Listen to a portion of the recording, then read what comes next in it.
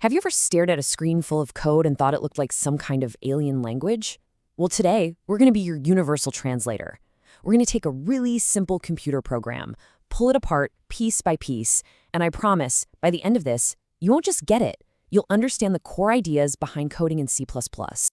Seriously, have you ever had this amazing idea for an app or a game and just wished you could, tell your computer how to make it? Well, that's pretty much what programming's all about.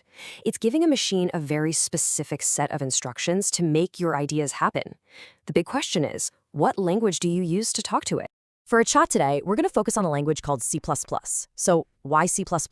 Simple. It's an absolute powerhouse. This is the language that runs under the hood of some of the biggest, most demanding software out there. We're talking everything from blockbuster video games to the operating system running on your computer right now.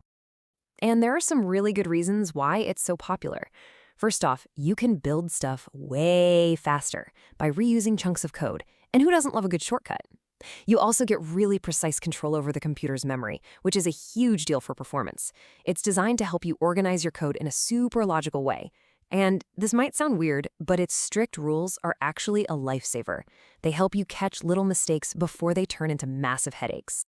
Okay, so every simple person who learns to code starts in the exact same place. It's a tradition, almost a rite of passage. And that first step is getting the computer to say two simple words, "Hello World." It seems almost too basic, right? But getting that one little line of text to pop up on your screen, that's the moment you see all the fundamental pieces of a program click together and actually work. And here it is in all its glory, the Hello World program. I know, at first glance, this might look like, total gibberish. But I want you to think of it like a recipe. Every single line, every symbol is an ingredient with a very specific job to do. So let's start cooking. All right, so where do we even begin with a recipe like this? We're going to do it the easy way. We're going to go line by line, ingredient by ingredient, and figure out what each instruction is actually telling the computer to do. Let's start right at the very top with this line right here, #include IOStream. This is what's called a preprocessor directive. It's basically a command that happens before your main program even starts to run.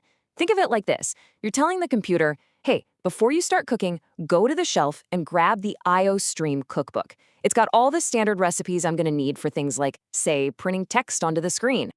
Next up is the main event, and I mean that literally. This whole section, the int main part, this is the real heart of our program. See, the main function is the one part of a C++ program you absolutely have to have. It's the official starting line. Your program could be thousands of lines long, but the computer doesn't care. It always looks for main period to figure out where the recipe begins. Okay, now for the auction. Tucked inside our main function, we've got this line, cout KL hello world N. Remember that IOStream cookbook we grabbed? This is us using one of its recipes. Cout is short for character output, and when you pair it with these little arrow symbols, it's a very direct order. It says, take the text inside these quotation marks and print it on the screen. And boom, just like that, Hello World appears. So printing a message is cool, but it's always the same message. What if we want our program to be more dynamic, to work with information that can actually change? Well, for that, we need to give our program a way to remember things. We need variables. So what in the world is a variable? Honestly, the best way to think about it is as a labeled jar that lives inside the computer's memory. You get to give the jar a name, and then you can put a piece of information inside it to use whenever you want. It's how programs keep track of, well, everything. But here's the catch. You can't just throw anything into any jar. You've got to label it first, so the computer knows what kind of stuff to expect. We call these labels data types. For example, an int is a jar for whole numbers. A double is for numbers with decimal points, and a char is for just one single letter or symbol. That label is super important. So we've written all these instructions in a text file. But how does that text actually turn into a program the computer can understand and run? This is the final, and maybe the most magical part of the whole process. What you're looking at here is the journey our code takes. The code we write, what we call source code, that's written for us, for humans. The computer's processor, it speaks a completely different language, a language of ones and zeros. So we need a translator. And that process of translating our code into the computer's language is called compilation.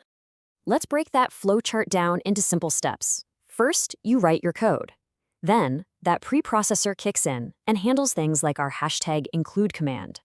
After that, the compiler does the heavy lifting, translating your code into something called object code. Then, a tool called a linker grabs all the different pieces and stitches them together. And finally, boom, you get an executable file, a real program you can actually run. Okay, that was a lot of theory, I know, but now we get to the fun part. Let's see how all these pieces we've talked about come together in a program that does a little more than just say hi. Now, don't get intimidated by the extra lines here. This program uses every single concept we just went over. It creates variables to hold numbers, it uses cout to show messages to the user, and it has something new to get a number from the user. Then it just does some simple math and shows the answer. All right, pop quiz. You already know that cout is for character output. Looking at this code, can you spot the command that does the opposite? The one that's for character input? Yep, you got it. It's syn. And notice how the arrows are pointing the other way? That's because it's taking information from you at the keyboard and putting it into one of our variable jars. And that's really the big secret here.